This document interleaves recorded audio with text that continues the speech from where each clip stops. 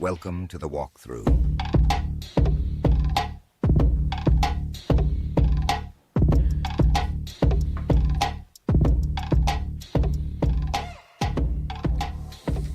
What is going on, everybody? Welcome to the Week 11 edition of the walkthrough. Of course, I am your host, the authentic one, Mr. Matty Kiwoom, and I am joined, as I am every Thursday night, by the host of America's Game, Mr. Eric Vanek. Eric, what's going on, my friend? Yeah, not much, man. Getting ready for this absolutely atrocious, shitty Thursday night game, and yeah, that's about it. Listen, I'm a Patriots fan, so I can't completely call it shitty, atrocious. I do like the uniforms. What do you think about their uniforms, the Nor'easters? I did see them preseason when they came out. I haven't seen them since, so I kind of forget what they look like. Okay, you're going to have to let me know after they get unveiled when they come out later in about an hour's time.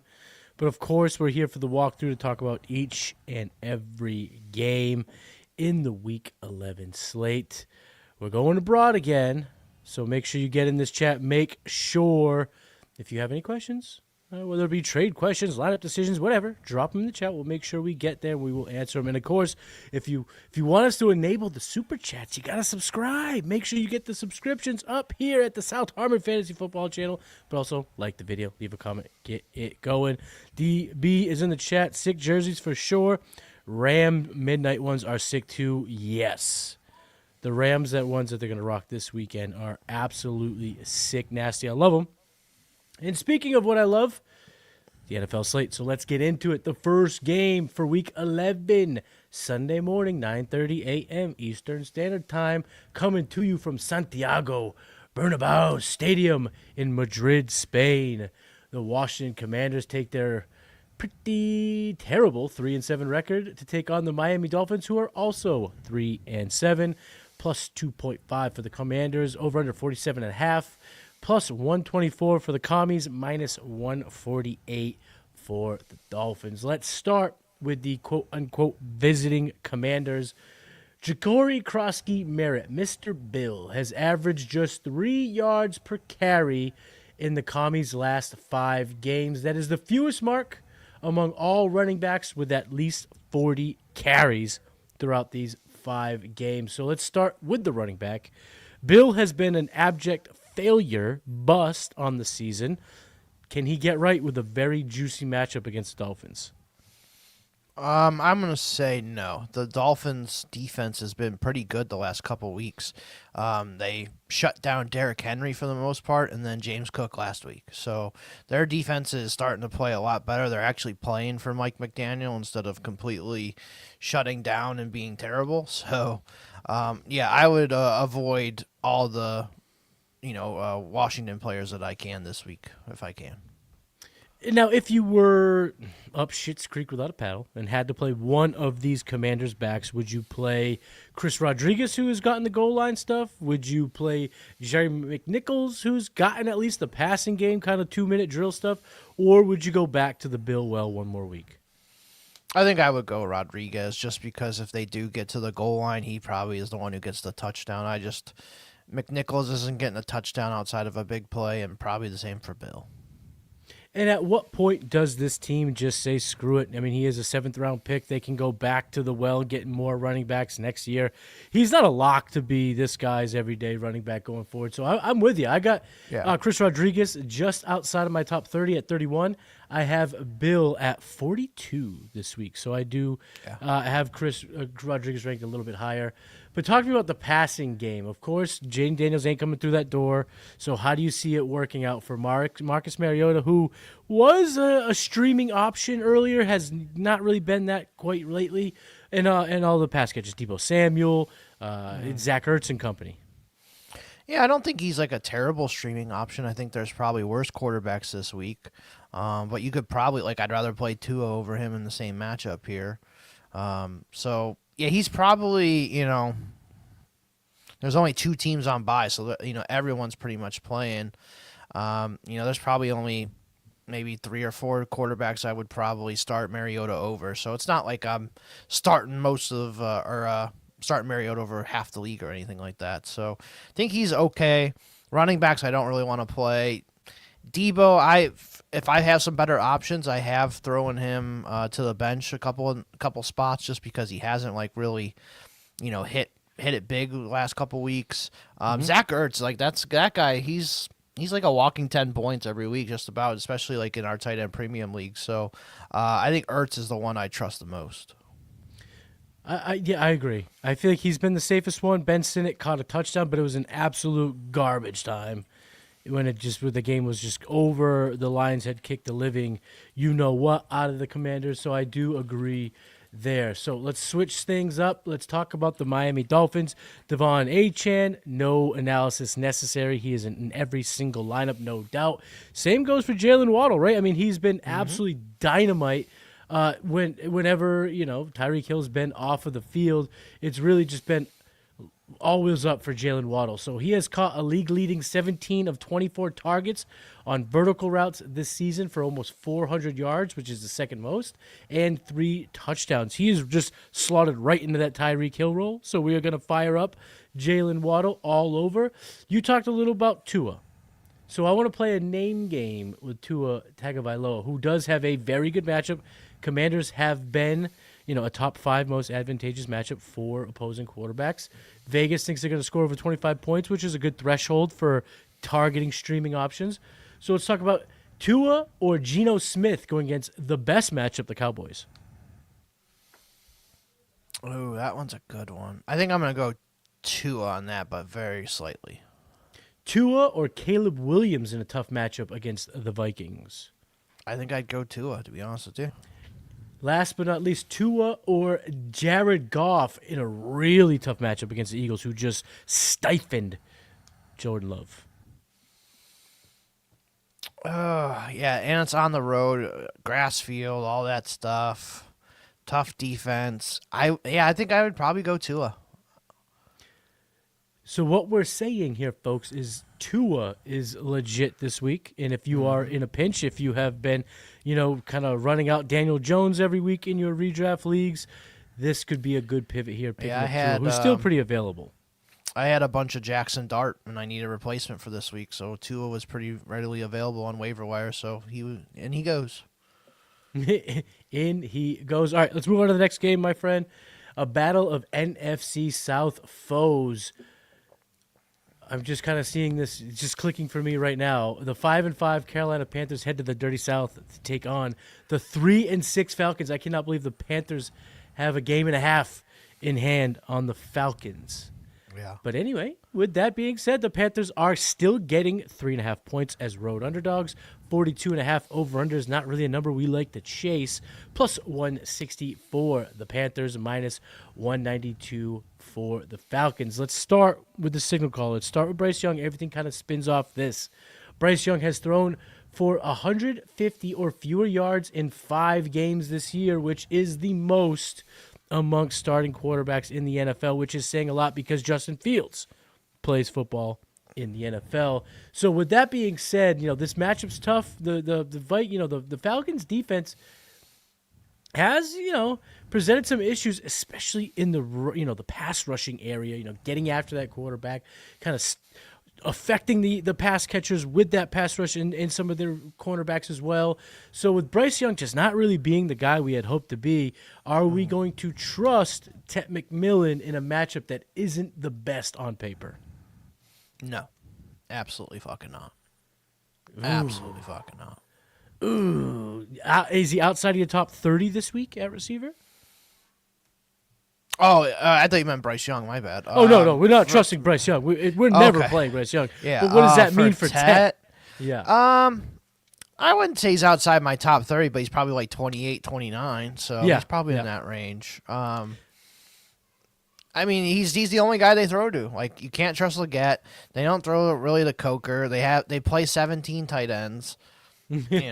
So yeah, I mean, Tet's the only one that you can trust. Like, he's gonna throw for 155 yards, and 95 of it will be to Tet. So yeah, I have him at wide receiver 31, but it's really just like a nature of the matchup and just other other kind of similarly valued guys this season having better matchups.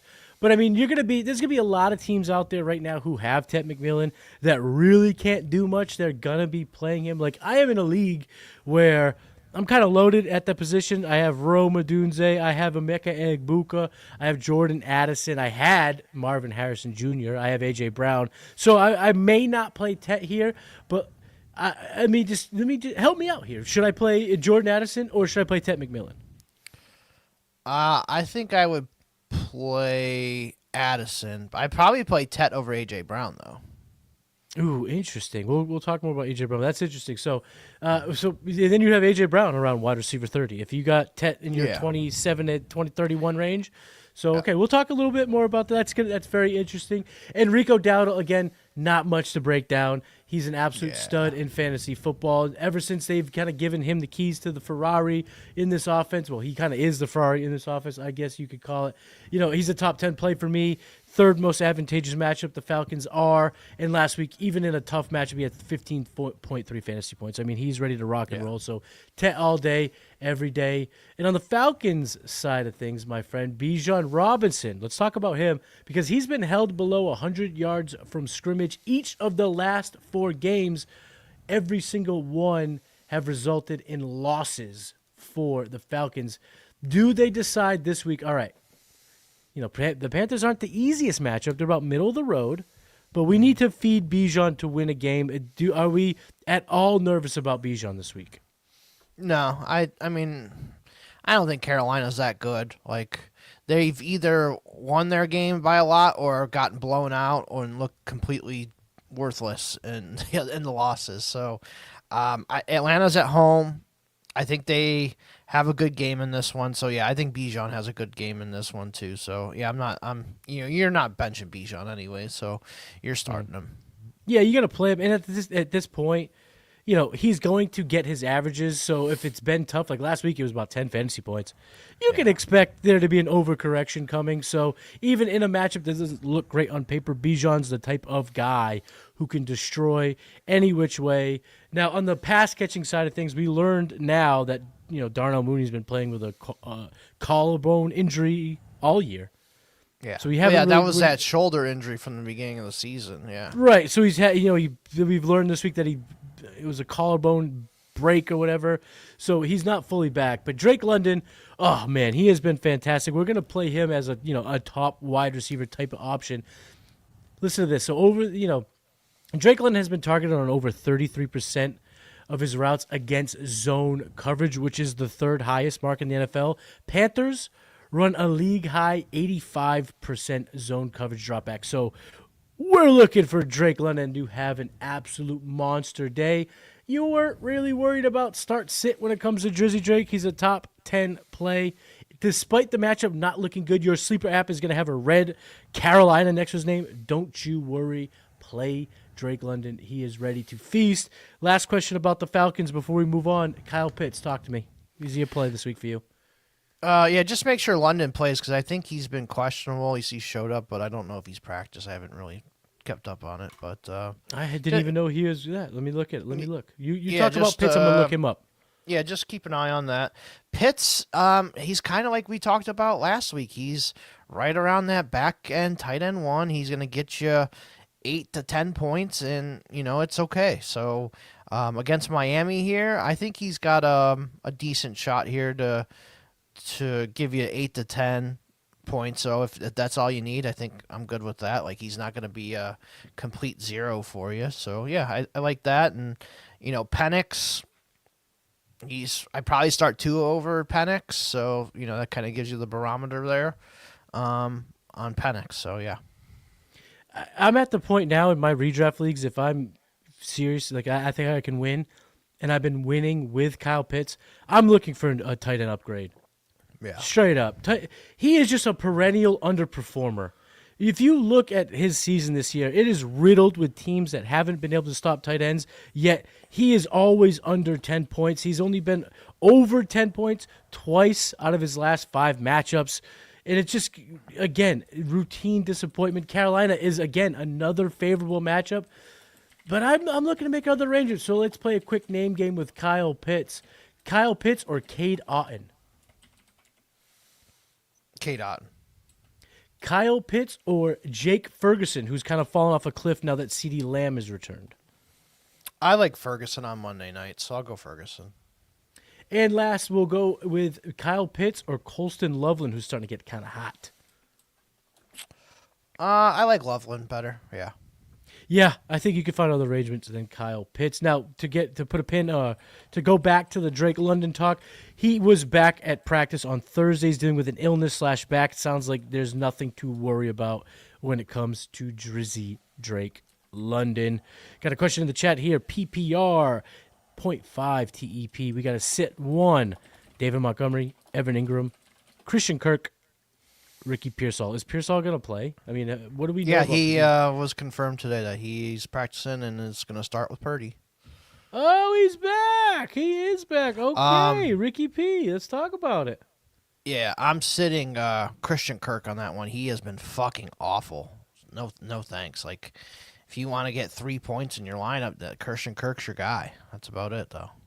Yeah, there's no way on God's green earth I'm playing Christian Kirk. That is an easy sit for me.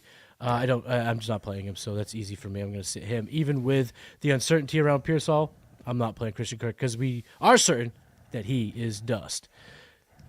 Tua or Brissett? I'm going to go Tua. Brissett, not a tough matchup, but no Marvin Harrison, no thanks. I'll go with Tua. Yeah, and the matchup's not tough on paper, but the Niners are always going to be tough. Yeah, let's just triple team Trey McBride all game, and then who's Brissett going to throw to? Right, and a lot of Brissett's points came in absolute garbage time. I mean, the Seahawks were 35-3 or some trash, and then I don't know if there's going to be garbage time for the Niners. I don't know if they go up like that, but I don't think it's a big day for Brissett. Yeah, no. All right, let's move on to the next game on the Week 11 slate. The 7-3 Los Angeles Superchargers head to Jacksonville to take on the 5-4 Jaguars. -3 for the Chargers, 43.5 over/under. -155 for LAC, +130 for JAX, the Jaguars. Let's start with the Chargers here. Justin Herbert has been awesome, and he has been, despite being pressured quite a bit. He's been awesome. Yeah. He has been hit on an NFL-leading 89 dropbacks, 22 more taken than the next highest quarterback. So he's been on his ass a lot. Still been good. So, but what does that mean this week? Because, the Jacksonville doesn't have a great pass rush. Can they keep him clean? Can we expect a big game from Herbert and his teammates? I'm going to say no. I'm a little worried of this matchup, to be honest with you. Josh Hines Allen is a really good pass rusher. Like, he hasn't dominated the league this year, but against these shitty tackles, he's gonna have a day. Trayvon Walker, he hasn't done shit all year, but he could have a day. And then West Coast team going to the East Coast, playing a 1:00 game, all that kind of stuff that's in there too. They're not going to be able to run the ball like they have, I don't think, with Kamani Vidal. Mm-hmm. I don't know. This just seems like a big Chargers letdown game for me. So, I've sat a couple of my Chargers. I know it's hard to sit Herbert, but if you have a better option, if you have, your 3 quarterbacks are Mahomes, Tua, Herbert, I might just play Mahomes and Tua and just, bench Herbert on that one. Interesting. Now, on the pass catcher side of things then, so if we're not super pumped about Herbert, are we kind of fading across the board? Is there a particular receiver you do like in this matchup? I'm good with McConkey. I think he can still get his. Quentin Johnston, I would probably have him second. Keenan Allen has not, done anything the last month or so. Mm-hmm. And I think McConkey has kind of taken over that middle of the field slot role. And, Quentin Johnston being back, he's starting to get his legs under him again. Gadsden is practicing fully, thank goodness. He's okay. Mm-hmm. So I like that, too. So that should help them quite a bit. But he might have – I know he's not much of a blocker, but he might have to be in there to block a little bit more with these tackles. I'd probably rank it McConkey, Johnston, Allen would be my my order there for the 3 receivers. I agree with that. And Vidal, we're going to fire him back up? He's probably a back-end RB2. Like I said, we don't have a lot of guys on bye. Taylor and Kamara are the only guys that we're benching, because of buys. So, I'd play some of these. I'd play Woody Marks over him. I'd play Kareem Hunt over him. Ooh, okay. One of the Denver guys, is it Harvey? I don't know. Maybe. I don't know. It's just, I don't love it, but he's probably an RB2. Okay. And on the Jacksonville Jaguars side of things, sounds like Brian Thomas is, trending upwards, like he'll play, practicing early in the week. With his return, does that mean we're playing Brian Thomas right away in our redraft leagues, or are we going to want to see it a week? And what does that mean for Parker Washington? I still like Parker Washington quite a bit, so I've played him in most of my leagues. I think Jacoby Myers, still a solid option too, so he's probably like a flex play. You got to play Brian Thomas if he's in there, but just know that there is that possibility he only gets you like 6-7 points too. There is that possibility, but he had been starting to get a little bit better here before the injury.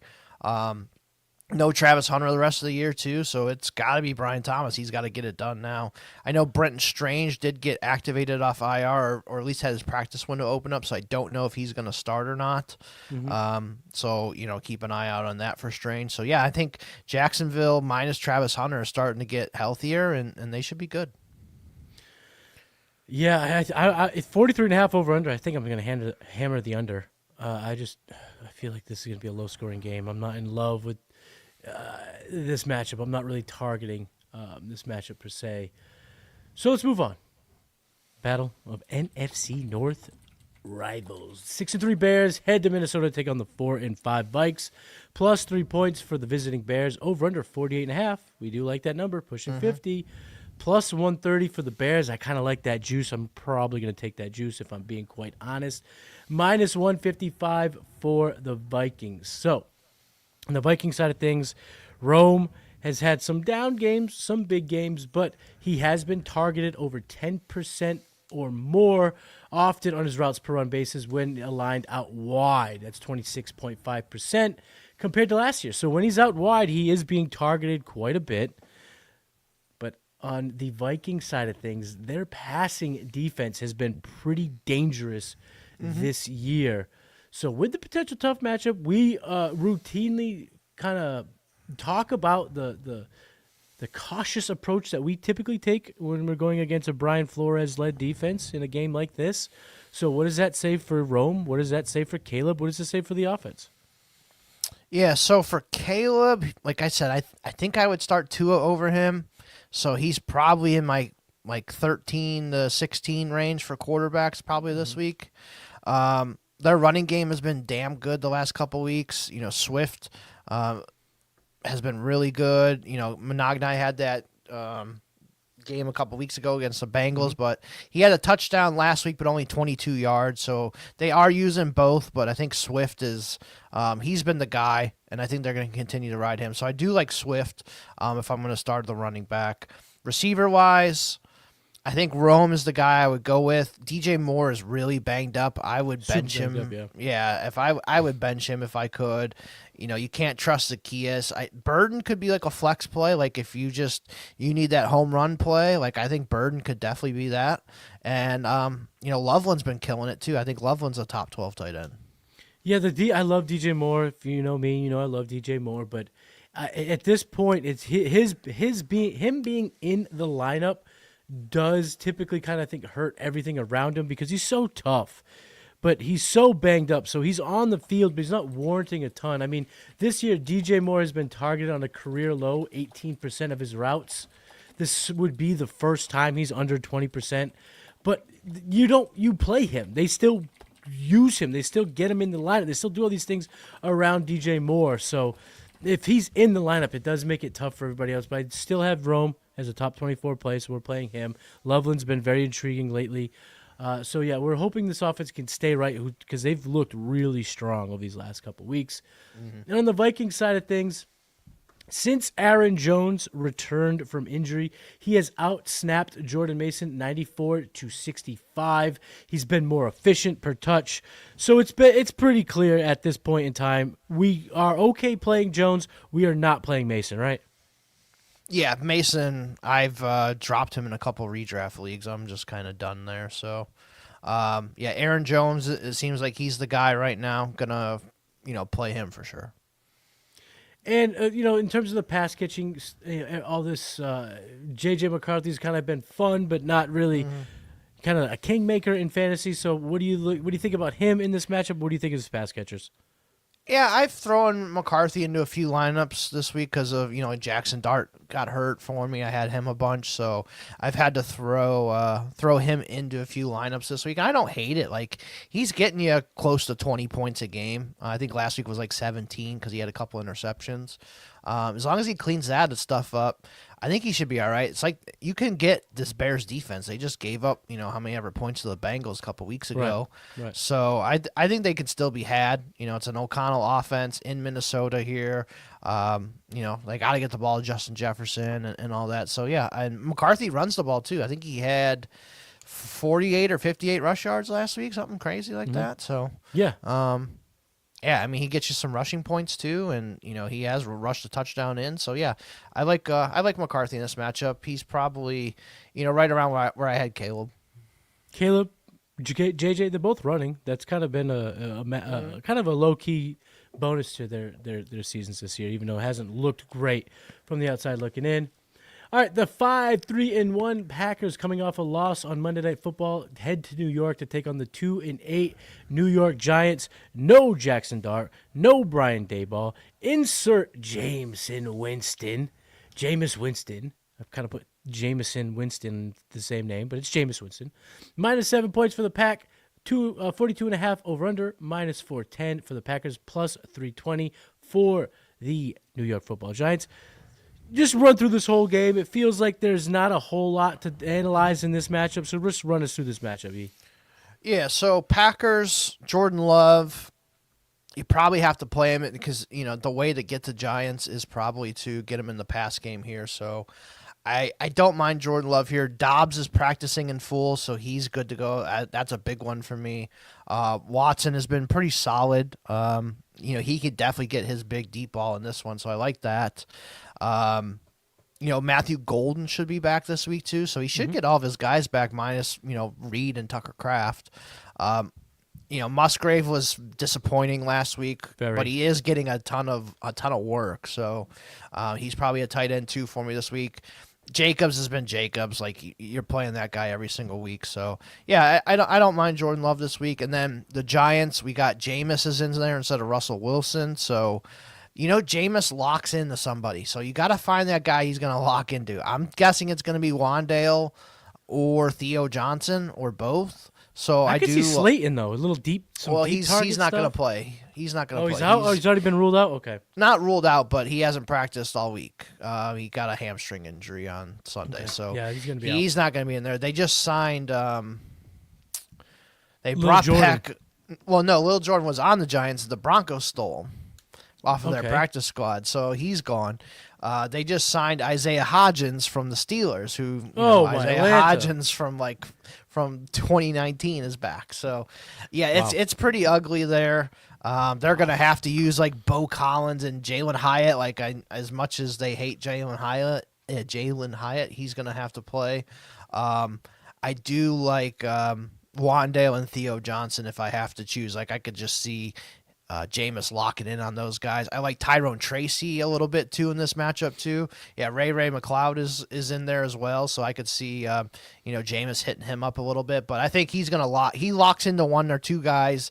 I think it's gonna be Wandale and Theo Johnson that are gonna get the work. So I would start those guys if I could. Are we hammering the over? 42.5 is really low. Yeah, I think I would. Yep. Love it. All right, before we get into definitely the best matchup of the 1 o'clock Eastern time slate. We got some questions from the chat, so let's jump into those. Trying to fill my running back, 2 wide receiver, 2 running back, 1 flex spot with the following players. Set Blurpee's lineup. All right, so my 2 running backs, I'm going to go Henderson and Rico. My 2 wide receivers, I'm going to go probably Diggs and Odunze tonight. So you're getting 2 Patriots in there tonight. And then my flex, I probably go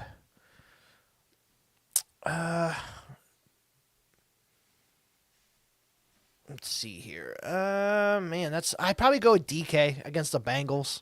Like it's hard to sit DK there, so I probably go. Rico, Henderson, Diggs, Odunze, and DK for me. Chase Brown, I guess you could kind of consider him. Judkins has a little tougher matchup here against Baltimore. I don't love that. And then Debo's he's not hitting it like the rest of these guys are, so he's definitely last. Trade Achane for Olave and Chase Brown in a redraft league. Ooh, I like this. That one's tough, man. I think Achane's a top 5 running back for me weekly. I think I would still hold on to Achane there. If you could maybe get a little better running back than Chase Brown, then maybe. But I think I would stick with Achane here. Only way I am making this trade, Mr. Lease 17, is if you went double tap running back in your first, 3 or 4 rounds. So if your first running back is Jonathan, Taylor, Christian McCaffrey, Bijan, and you double tapped Achane, then I'm okay tearing down from Achane to get these 2 players in your lineup because I like Chase Brown rest of season, love Olave rest of season. But if Achane's your your running back 1, I am not doing it. Because I'm with you. I think he's a beast each and every week. And if you need to win this week, Olave's on a bye. So if you need to win this week, I probably wouldn't do it because I think Achane smashes against Washington. So I kind of want to keep Achane in my lineup this week if I can because I think he's going to kill it. I agree. Dynasty Rebuild, Drake London or Rashee Rice? Who would you rather have in Dynasty Rebuild mode? Yeah, they're probably back-to-back for me, so flip a coin, honestly. Usually the tie goes to the better quarterback, so Rashee Rice. All right, we got another setting of a lineup here. For wide receiver 1, 2, and 3 in a flex spot, we got all of these names, so we need a 1. All right, read through it and set the lineup. So, Devontae Adams. There's a lot going on. Yeah, Devontae Adams I'm definitely going in there with. I would probably go Jordan Addison, and I would go Parker Washington would be my 3. Agreed. And then my flex spot, I would probably go with Tez Johnson. Tez Johnson over Zach Charbonnet? Yeah, I agree. Should I trade Jamar Chase, Saquon, and Kenneth Walker? Holy cow. For Drake London, Derrick Henry, Chase Brown, and Juwan Jennings, I'm assuming it's redraft. Yeah.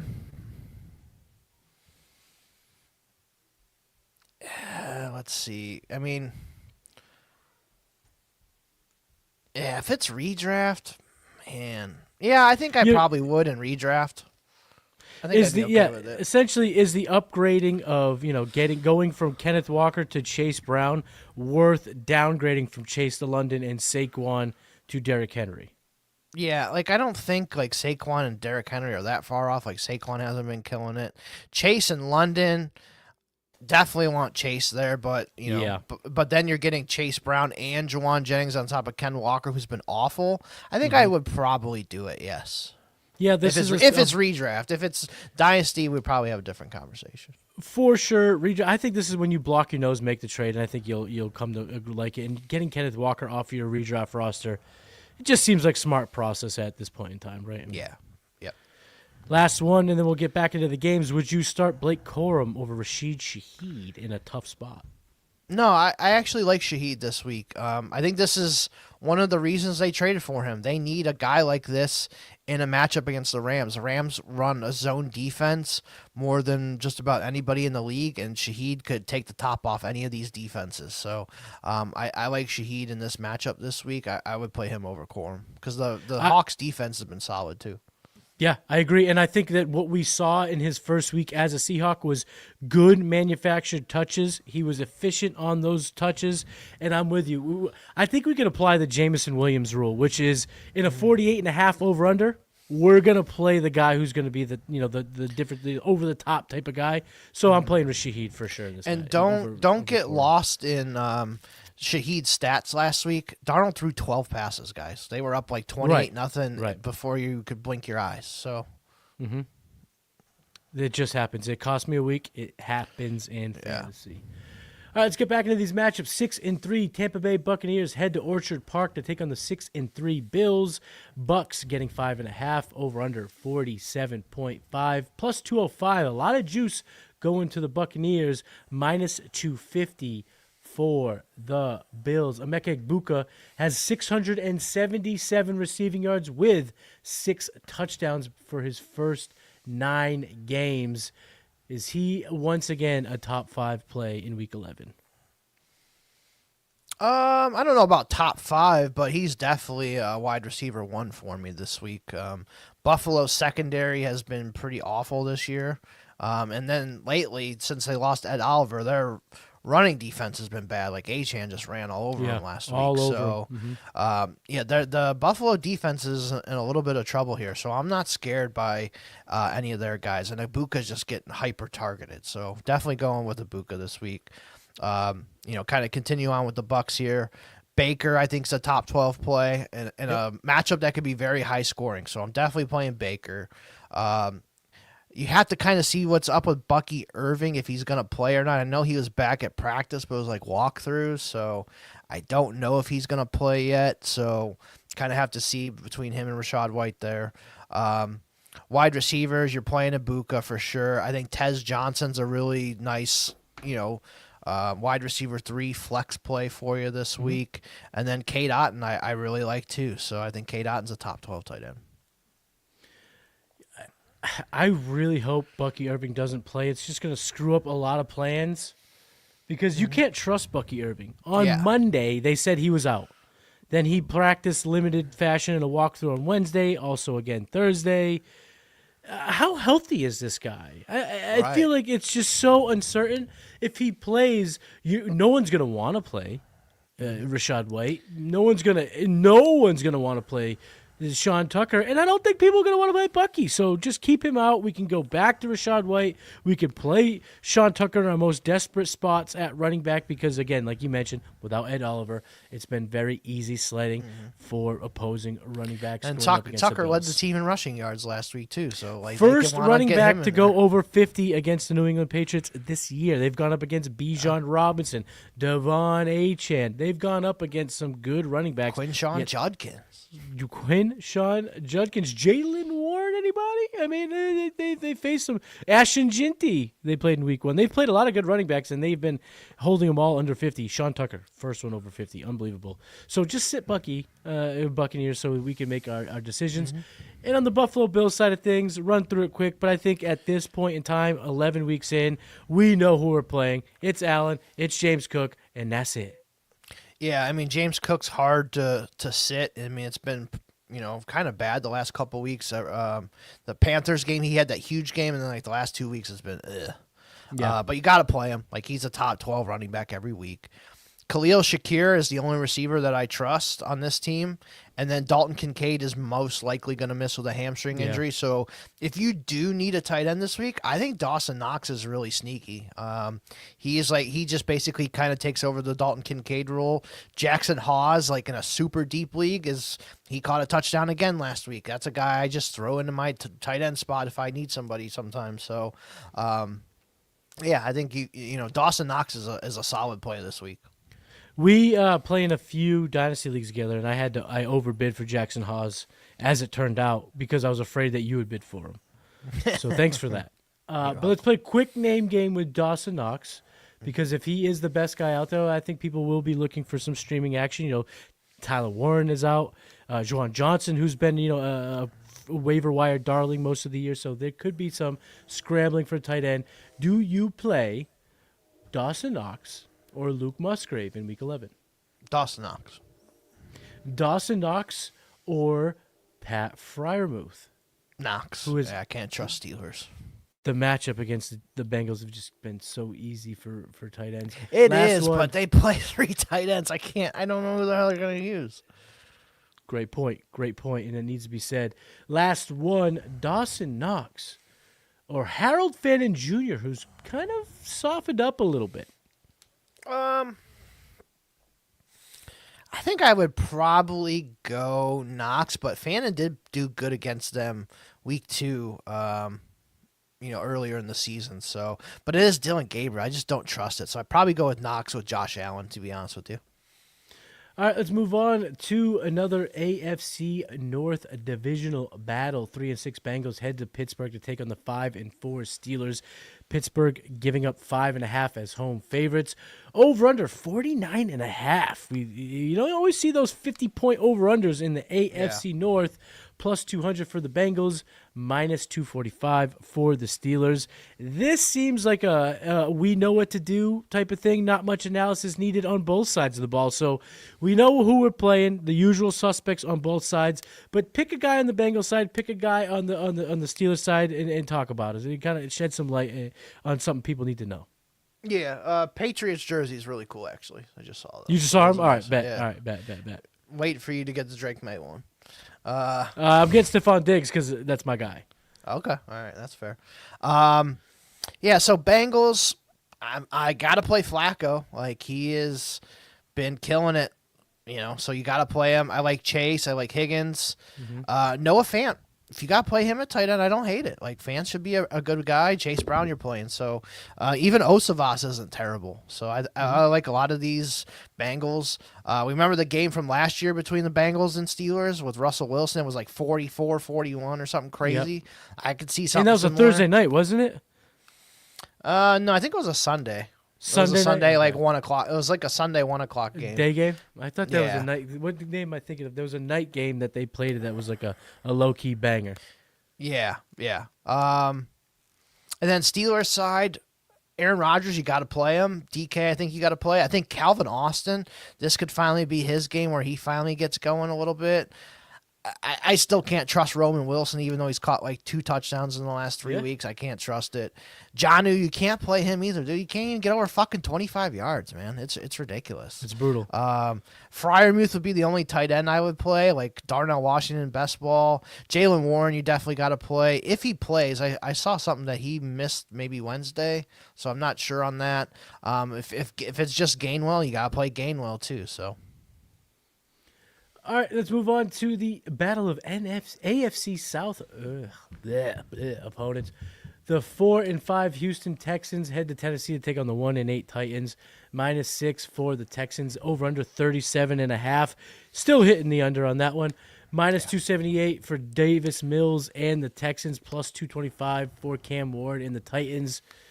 Just talk about a couple players because I think in general this is a massive void. Yeah, we'll just fire through them here quick. I think Davis Mills is an okay play if you got to play him. Thank God I picked him up in some best balls last week. He was in my lineup for 30 points, so thank you. Woody Marks, definitely playing him.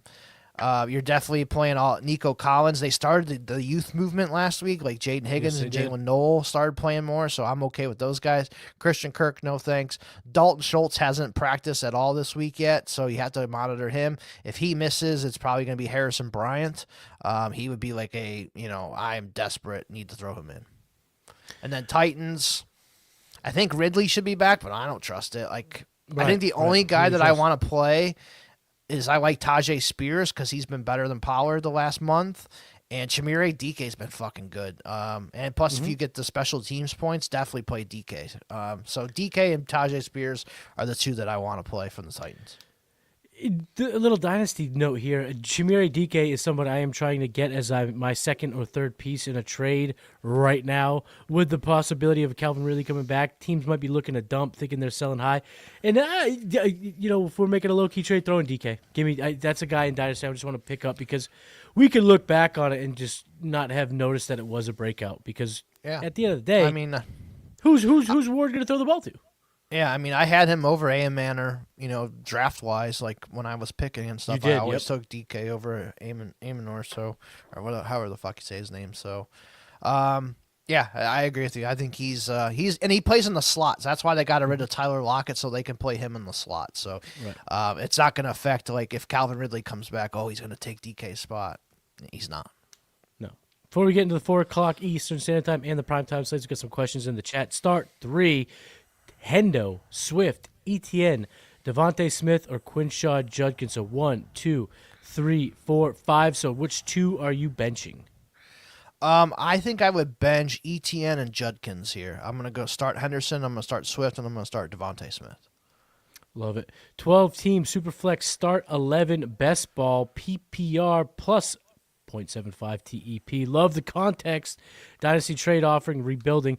Garrett Wilson, Travis Hunter, late 26 first, or Rashi Rice or Rondé Gadsden. Which side would you rather have in Dynasty for rebuilding? I'm going to take Wilson Hunter in the first. I'm getting 3 firsts for a guy that's worth a first plus, and Gadsden, I can't pay a first for him, so I'm guessing like a second is probably what his price is. So, yeah, I'm going to take the guys, the 3 first, basically. Give me Wilson, Hunter, and the late 26 first. Completely agree. I am just, very rigid in this thought, this rule, if you will, when I play Dynasty. If I'm rebuilding, there is no way a tight end brings value to me unless you're giving me Brock Bowers or Trey McBride. If I'm trying to project next year, there's no way in hell I am going to put a tight end in terms of my rebuild. So I would much rather have Garrett Wilson, Travis Hunter in the late 26th first. Travis Kelce or Rashid Shaheed, PPR, no tight end premium. Yeah, Patty's always in our chat, so appreciate you, Patty. I'm gonna go. I'm gonna go Shaheed here, honestly, with no tight end premium. I think Shaheed. They brought him in for this matchup, like to give them a big play threat against the Rams. So I'm gonna go Shaheed in this one. Yeah, without the premium, Denver's not really a great matchup for tight ends. Kelsey's just really this year. He's been fine for a tight end, right? 12 Yeah, he's not getting you 100 yards every week. Right. He's getting you 50, right. 60. Like, I think Shaheed could have that one play. That's right. And again, like we said, you play guys like Rashid Shaheed in a over-under that pushes 50. So I do agree there. Last one, we'll get back into it. Do you think that JJM is a sneaky league winner? Great rest of season schedule. He has some rushing upside, good weapons. Is he someone we should be bringing aboard for our redraft contenders? Yeah, I don't mind it. I think he is going to get better. Like, this is only his 5th start, guys, and in the league. Period. So he's still a rookie.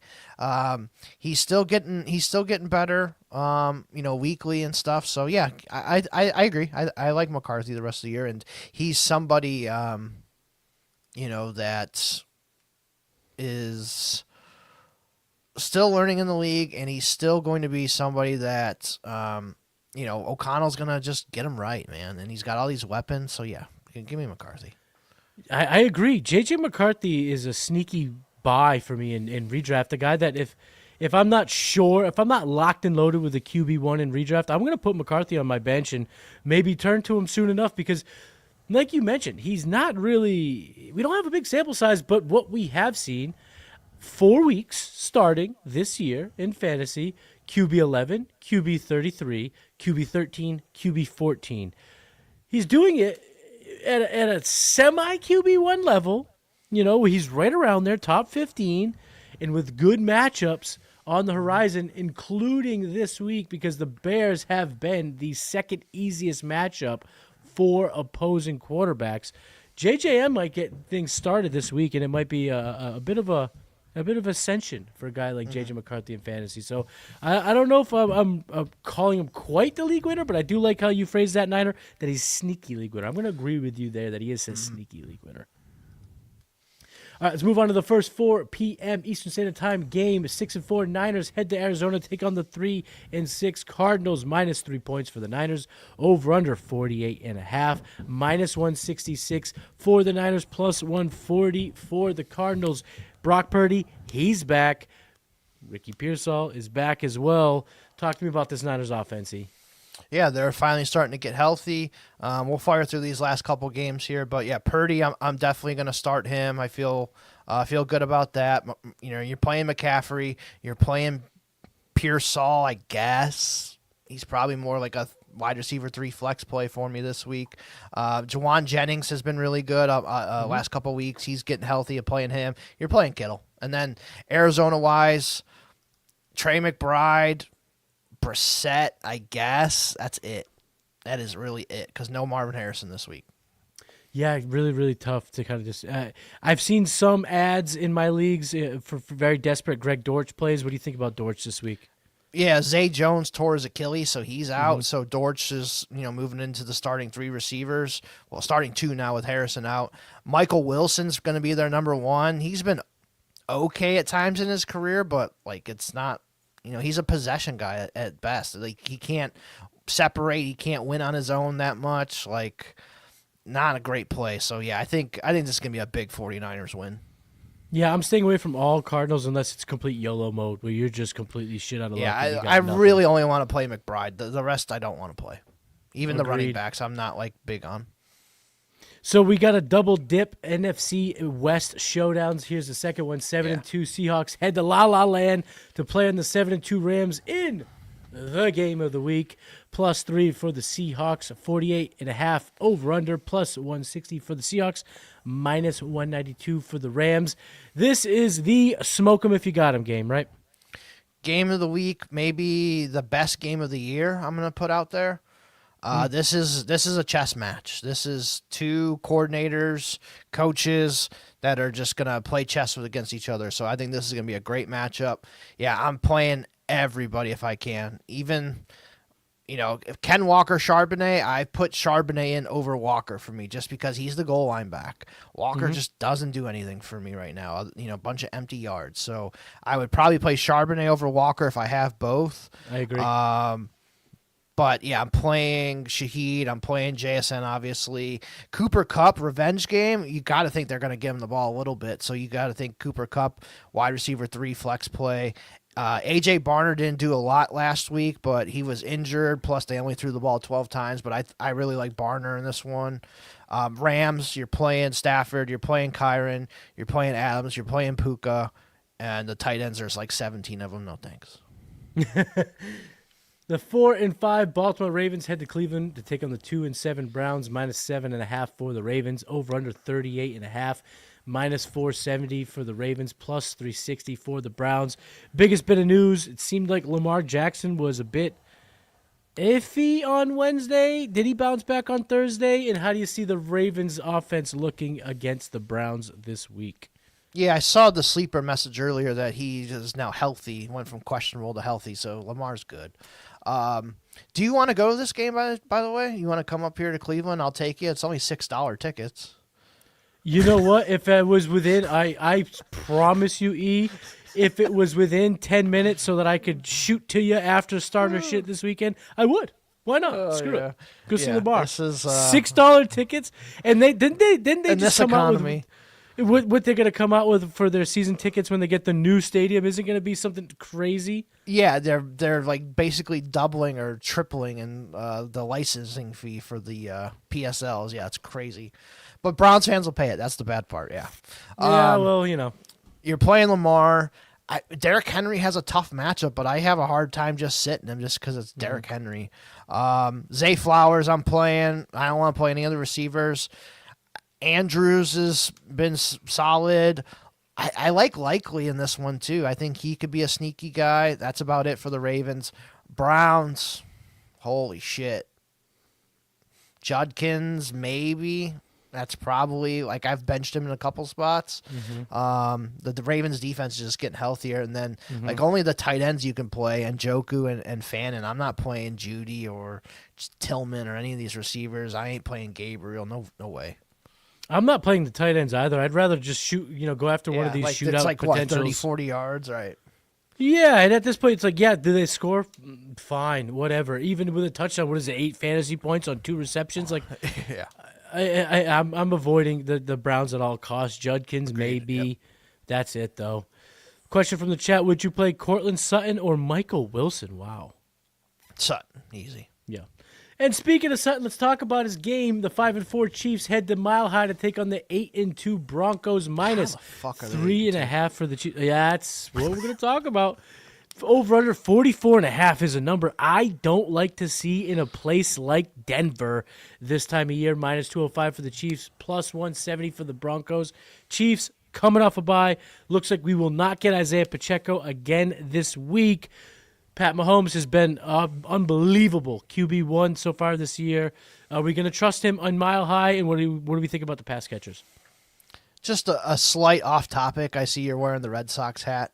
How the hell Does a guy hit 60 home runs or whatever the fuck he hit and not win the MVP? Who hit 60 home runs? Didn't that Cal Raleigh hit a? Oh yeah, who? What? Did Judge win? Judge won. Yeah. That's trash. How is that? Whatever. Anyways, that's trash. Yeah, that's horrible. Yeah, so for the Chiefs side, you got to play Mahomes, obviously. You're playing him. Kareem Hunt, I do like this week. He's going to be the guy again. Like, Brashard Smith hasn't really done much for me. Pacheco has missed the last 2 days of practice, so he's not going to play. But I think there's a chance he plays next week. So this might be your last Kareem Hunt game or your last opportunity to trade him. You know, somebody's going to see, I'll give you a second for him. So, and then Rashee Rice, you're playing. Worthy has been not great, so I have sat him in a few spots. Like, you're kind of hoping for the big play, but it's been like 2 for 55, something like that. Like, it's not great, and it's a tough matchup. I really don't want to play Hollywood Brown or Juju or any of those guys. Kelsey, you know, he's still a tight end 1, but he's probably more like tight end 9 or 10, somewhere in that range for me. And then Denver side, Bo Nix has been awful. Like, I have Bo Nix and Dart, one of my home redraft leagues that I'm really good in. I picked up Tua this week. I'm going to play Tua over Bo Nix. So I'm going to go Tua there. Running back wise, J.K. Dobbins is probably going to miss most of the rest of the season. So it's R.J. Harvey and Tyler Beatty. Like, I want to see it first. I guess you play Harvey as the guy, but I wouldn't be surprised if Beatty sneaks in there.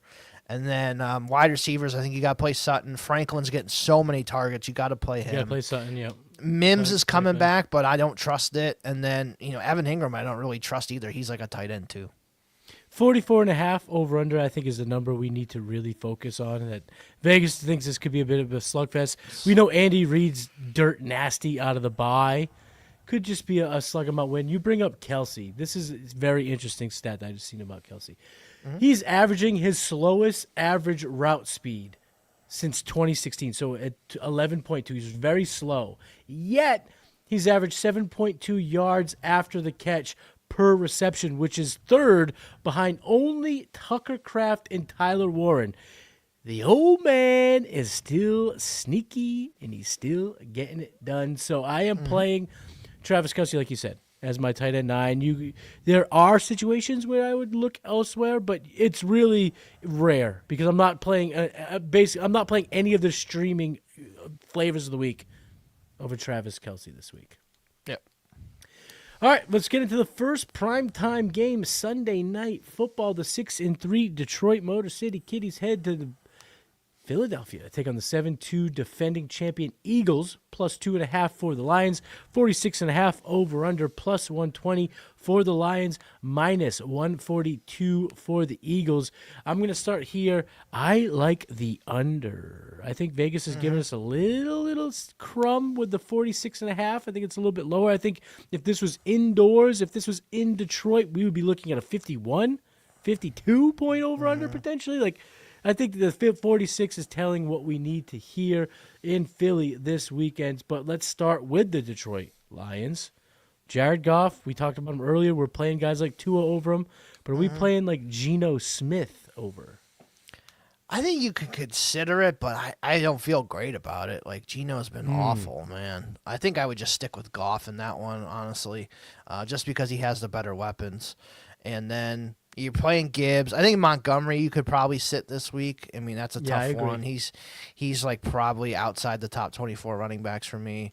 Amon-Ra, stud, you're playing him. J-Mo, you're hoping he gets the big play, but like be ready for that 2 for 22 game too as well. So and then Laporta hasn't practiced at all this week either. So that's one you have to kind of monitor too. So definitely, looking at the under if Laporta misses too.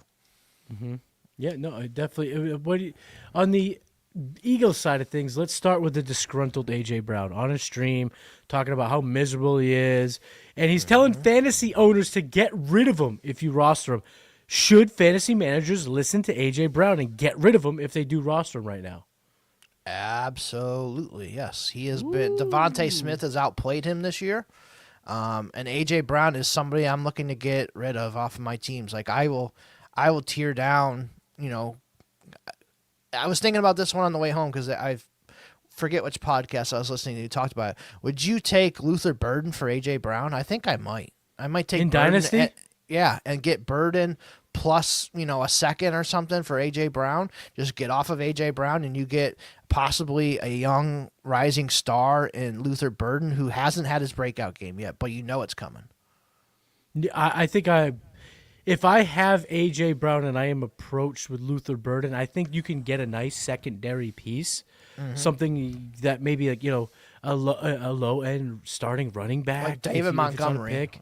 Like Burden, Montgomery, right. You can probably Yeah, I do think I'm making a move like that, and I do think there are avenues where you could even kind of attach a DK like we talked about earlier, Chimere DK to a deal like that. Yeah, I think that's a good move to make. So A.J. Brown, you bring him up. He's generated 3.9 yards per route against man coverage, which is good, third highest. But he has been something terrible against zone defense this year. I'm talking about 17 of 33 for 172, 1 yard per route run. That's down almost 3 yards from last year. Big time decrease. He's just not doing it against zone coverage. Yeah. So it sounds like, Dan Campbell and that defense is going to have a blueprint to stop him. It seems like Slim Reaper is the wide receiver 1. Sounds like Dallas Goedert might be the wide receiver 2 for this offense right now. A.J. Brown, it ain't looking good for him. Yeah, right, I think you can talk about benching him this week too. Honestly, if you have some better options or close options, I think it's worth talking about. Like I'm definitely playing Smith over him. I'm playing Goddard. You play Barkley. I guess you got to play Hurts. Like there's probably not many quarterbacks you can play over Hurts that you probably have on your team. So yeah, I'd probably play him if I could. All right, so let's do one quick official name game with A.J. Brown. A.J. Brown or Khalil Shakir? I think I'm going to go Shakir if he plays. I think he was a little banged up. Just got to make sure he plays. But I think I'd go Shakir, honestly. A.J. Brown or Jameson Williams in the same game? I think I'd go Jameson Williams. Last one, and probably the most shocking, a redraft question for sure, potentially. You have A.J. Brown in your flex right now, but Michael Wilson is sitting there in free agency. Pick up and start Michael Wilson or play A.J. Brown? Nah, I can't do that one. I'd play A.J. I agree. That's just too gross. That makes you sick in your belly. Like, would you play DK or A.J. Brown? I think that's a legit one, honestly. That's a legit one. That is wow. Yeah. Just that's where we're at. Wow. All right. Let me shake off the cobwebs on that one because that one just gave me the heebie-jeebies. All right. Monday Night Football, 3-5-1. Dallas Cowboys head to Sin City to take on the 2-7 Raiders. What an absolute dog shit Monday Night Football game. This is going to be like a Dallas home game. You imagine all those Cowboys fans traveling to Vegas for this. It's going to be a massive Cowboys home game. And not only that, but we're not talking about fresh Dallas Cowboys. We're talking about day 3 of their bender. They're going out on Thursday night, Friday night. They're going to be there Saturday. They're going to be on one. They're going to be tying one off on Sunday for this game. It's going to be absolute chaos. It's a Monday game. They got to wait an extra day. Oh, my. Yeah, you're right. It's going to be crazy. So -3.5 for the Cowboys. But this number, gets me going. 50.5, highest over-under on the slate. -192 for them boys, +160 for the Raiders. Let's start with the Dallas Cowboys, shall we? So, George Pickens, he and CeeDee Lamb are each averaging 80-plus receiving yards this season. They would only be the 4th wide receiver duo to do that in a season, but also have a team that stinks. No one's done that since Anquan Bolden, Larry Fitzgerald in 2005. So are we okay with the team losing as long as these boys keep catching passes? What do we think? Do we think that continues against the Raiders? Absolutely, yeah. I'm firing up Dak, Javonte, Pickens, Lamb, Ferguson. I even wouldn't mind throwing Ryan Flournoy into like a flex spot if I needed somebody. Ooh. So yeah, I'm gonna throw in all those Cowboys. And on the Raiders side of things, okay, no more Jacoby Myers. Brock Bowers, yes, obviously. Ashton Ginty, we're going to play him. We've kind of talked about Geno Smith, but talk about Trey Tucker. 50 point over under. Sounds like he's a good locked in flex play this week. He plays over 90% of their snaps, especially with all these trades. So I think you got to throw him into your wide receiver 3 or flex spot this week. Like this is the matchup to use him. So yeah, definitely playing him. Hopefully Geno's healthy enough because he got pretty beat up in that Broncos game last Thursday. So hopefully he's healthy enough to play. Genty's been pretty solid, so definitely gonna play him. And Bowers was shit last week against the Broncos, but the week before he was awesome. So and that's the Dallas Cowboy defense. Like Bowers should have 10+ targets easy. I can't really trust anybody else though. So yeah, Tucker, Bowers, Genty, and then Geno I don't hate this week as a streamer. Yeah, I will give one more player in that lineup. Maybe I'm going to go on a limb. He is my streamer flex play of the week, Tyler Lockett. As long as Geno Smith plays. Yep. If Geno plays, Tyler Lockett is in my lineups in my most desperate situations because I'm going to chase the 50-point over-under. I'm going to chase the bad defense of the Cowboys in the pushing of both of these offenses. There are enough playmakers where this number can be pushed, and there's a little bit, positive regression happening for the Raiders who had an absolute stink fest last Thursday night. So I'm hoping for a bounce-back game for this team. And ladies and gentlemen, that is going to do it for the Week 11 edition of the Walkthrough. Let the people know where they can find you. Yeah, at Eric Vanek NFL. You can follow me there. At America's Game Pod as well on X. Join us Sunday morning, 12 Eastern. We do the Start Sit show. Help you guys with all your Start Sit decisions. So if you have any more, come Sunday morning. Come join us live right here on this channel. Make sure you guys subscribe below too. That'll help us out a lot. And yeah, come join us on Sunday. SouthHarmonFF.com. Get the Warp tool. You're going to need it now for the home stretch more than ever. Start shit on Sunday morning. This channel, Sunday afternoon, 12 p.m. Eastern Standard Time. Come hang out with us as we help you get your decisions. Make sure you subscribe to South Harmon. Like this video. Leave a comment. Who is your favorite streamer in Week 11? And, of course, make sure you're checking out the Waiver Wire show that's on this channel. He's dropping dimes, Dynasty, Redraft, all these situations for every single position, so you do not want to miss that. In DB, we always appreciate you as well. For Eric Vanek, I am Matty Kiwoom. We will see you back here for the Week 12 edition of the Walkthrough. Boom!